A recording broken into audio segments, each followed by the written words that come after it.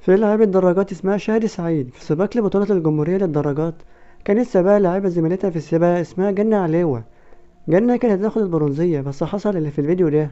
شادي دخلت في جنة بالشكل ده وزقتها علشان تخليها تتصاب إصابات بالغة، كسور في الكتف والضلوع وفقدان مؤقت في الذاكرة، وتاخد هي الميدالية. اللاعبة شادي سعيد فعلا اتعمدت تخش على طريق زميلتها جنة عليوة، واتعمدت توقع علشان تاخد منها المركز التالت في السباق والميدالية البرونزية. مش بس كده، ولا فكرت تشوفها وتطمن عليها. شادي سعيد دخلت في زميلتها بالعجلة وقعتها وجابت لها ارتجاج في المخ وكسور، خلتها كمان بطلت اللعبة علشان تدخل مكان الأولمبياد.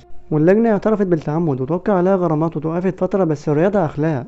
لما الشخصية تتصرف تصرف غير رياضي يوصل للأذية البدنية المفروض تتشطب. النهاردة اتحاد الدرجات قرر إن شادي اللي عملت الجريمة دي هتسافر تمثل مصر في الأولمبياد. وصراحة اتجنى عليه على الموضوع وقالت أنا الوحيدة اللي ترغب في ذهاب شادي سعيد الأولمبياد، لأن مستواه سيهديها المركز الأخير. وبكده نكون وصلنا لنهاية الفيديو. متنساش تشترك في القناة وتفعل زر الجرس وتعمل لايك للفيديو ليصلك كل جديد. والسلام عليكم ورحمة الله وبركاته.